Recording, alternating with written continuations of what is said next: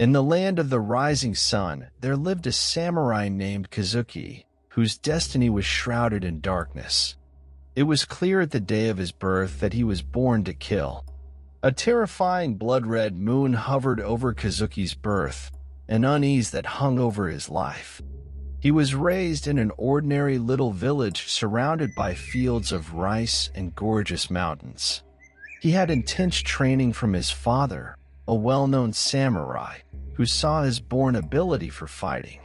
By the time he was a teenager, he had become a formidable warrior, but his heart remained conflicted. He felt the weight of his destiny, the burden of being born to kill.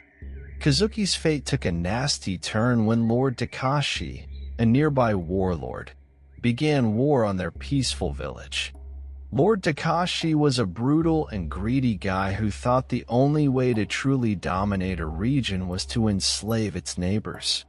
His father, having served the village as its protector for many years, led the villagers into battle, with his son by his side. The screams of the injured and the clang of swords echoed across the valley by the intense conflict.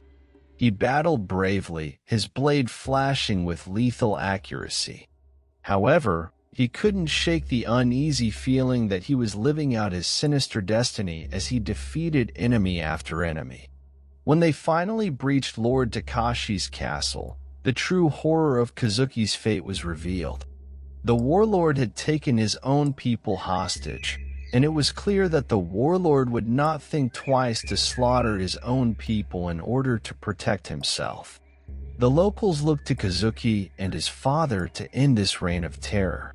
Kazuki and his father understood that killing Lord Takashi was the only way to stop him, but doing so would mean that he would carry out his sinister fate. As they approached the warlord, their blades clashed in a deadly dance. It was a battle of life and death, and in the end, it was Kazuki who struck the final blow, ending Lord Takashi's reign of terror. He paid a heavy price for doing what he was destined to do. He couldn't shake the sensation that he was a prisoner of his own fate as he observed the battlefield, the dead bodies of the opposing soldiers, and the weeping eyes of the hostages. In the end, he realized that his destiny was not something he could escape, but he could choose how he fulfilled it. He turned into a peace-loving samurai, utilizing his abilities to defend the defenseless and exact revenge on those who would do them harm. By doing this, he managed to strike a balance between the brightness of his own decision and the darkness of his fate, developing into a potent defender of the country of the rising sun.